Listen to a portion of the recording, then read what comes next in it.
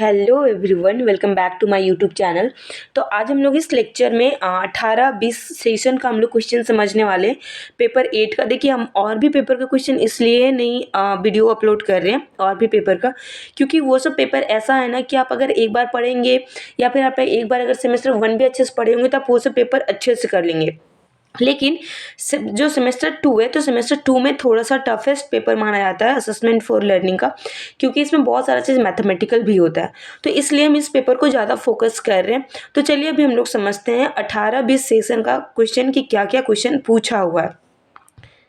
अब हम लोग जैसे पहला हमारा जो क्वेश्चन होता है वो एमसीक्यू होता है, जिसमें 10 क्वेश्चन होता है 2 मार्क्स के लिए। ठीक है, तो हमारा यहाँ पे फर्स्ट क्वेश्चन है, यहाँ पे समझते हैं कि अधिगम के परिणाम के निर्धारण में मूल्यांकन की तकनीक विशेष के चयन में निम्नांकित का ध्यान रखा जाता है। तो किसका ध्यान रखा जाता है?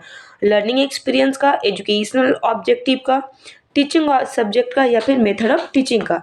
तो मेरा यहाँ पे मेन हम लोग जो ध्यान रखते हैं एजुकेशनल ऑब्जेक्टिव का रखते हैं। ठीक है, तो इसका आंसर एजुकेशनल ऑब्जेक्टिव हो जाएगा। नेक्स्ट क्वेश्चन है, the length of my room 10 feet which is half of your room length 20 feet.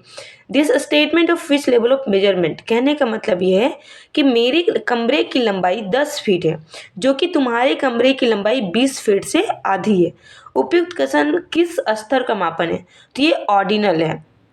Next है हमारा,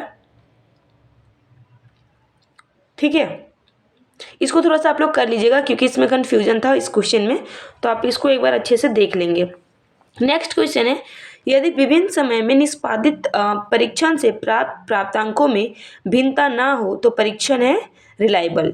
ठीक है, ओके। नेक्स्ट क्वेश्चन है, इन निम्नांकित में से किस अवस्था में परीक्षण पद का विभेदात्मक मूल्य सर्वाधिक होगा? तो यहाँ पे 4 ऑप्शन है। तो देखिए, जो भी यहाँ पे टिक आउट किया गया हो सकता है थोड़ा मिस्टेक हो, तो आपको यहाँ पे मेनली मेरा पर्पस है कि आपको क्वेश्चन प्रोवाइड करवाऊँ, बाकी आप अच्छे से इसका आंसर एक बार रेडी कर लेना। नेक्स्ट क्वेश्चन है, संक्रांत पर किया जाने वाला मूल्यांकन कौन सा है?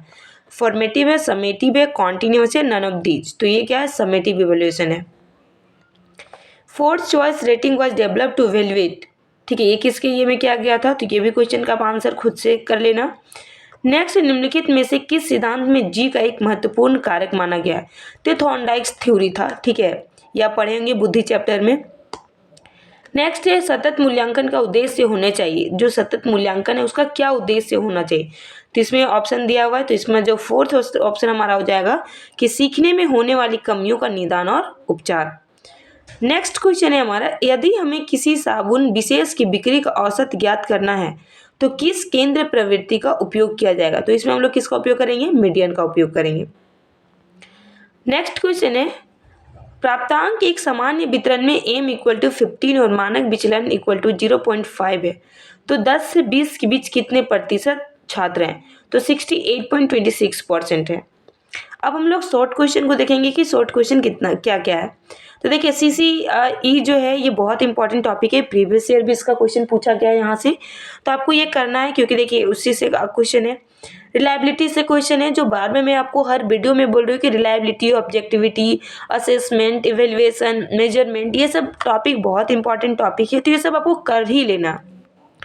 तो यहाँ पे रिलायबिलिटी और वैलिडिटी में क्या पूछ रहा है? डिफरेंस पूछ रहा है आपको। इसके प्रीवियस ईयर क्वेश्चन में आपको वैलिडिटी को पूरा अच्छे से डिफाइन करने के लिए आया हुआ था, तो ये सब इससे पता चलता है कि ये सब एक इम्पॉर्टेंट क्वेश्चन है।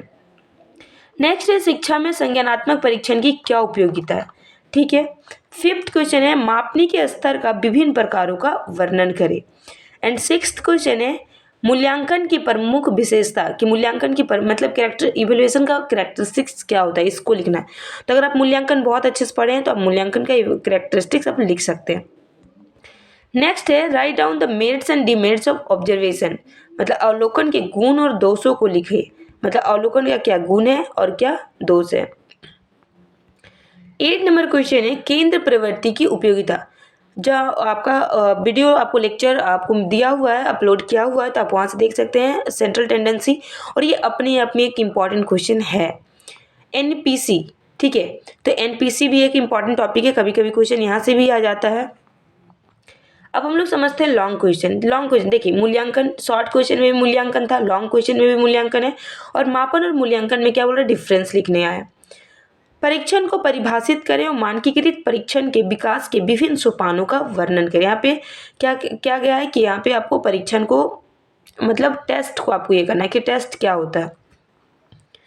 नेक्स्ट, आंतरिक और बाह्य मूल्यांकन, ये भी आपको बताया हुआ है, आपका लेक्चर डाला हुआ है, आप वहाँ से देख सकते हैं। मूल्यांकन के विभिन्न उपकरणों का उल्लेख करें, किसी एक का विस्तार पूर्वक हो, मतलब जो जितने टाइप का भी मूल्यांकन होता है उसको आपको यहाँ पे लिखना है और किसी एक को आपको डिस्क्राइब करना अच्छे से। 14 क्वेश्चन है, मूल्यांकन की नवीन अवधारणा को स्पष्ट करें। ठीक है, किस प्रकार क्रेडिट आधारित मूल्यांकन पद्धति मूल्यांकन की आवश्यकता को क्या करता है, पूरा करता है। एंड देखिए 15 क्वेश्चन, इससे जस्ट पहले जो लेक्चर डाला हुआ है वो कोरिलेशन का डाला हुआ है। अब वहाँ से क्या है कि एक आपको यहाँ पे क्वेश्चन आपको पूछा गया, तो आप उसको भी अच्छे से, थ्योरी था ये, और ये आपको मैथमेटिकल एक क्वेश्चन पूछा गया है, तो आप इसको अच्छे से रेडी कर लो। कोरिलेशन, सेंट्रल टेंडेंसी में जैसे मीन, मोड, मीडियन और एक एक क्वेश्चन, तो ये सब आप रेडी कर लेना क्योंकि ये एग्जाम के लिए इंपॉर्टेंट है। होप आपको ये लेक्चर समझ में आया होगा। मिलते हैं हम लोग नेक्स्ट लेक्चर में नेक्स्ट सेशन के क्वेश्चन के साथ। Thank you.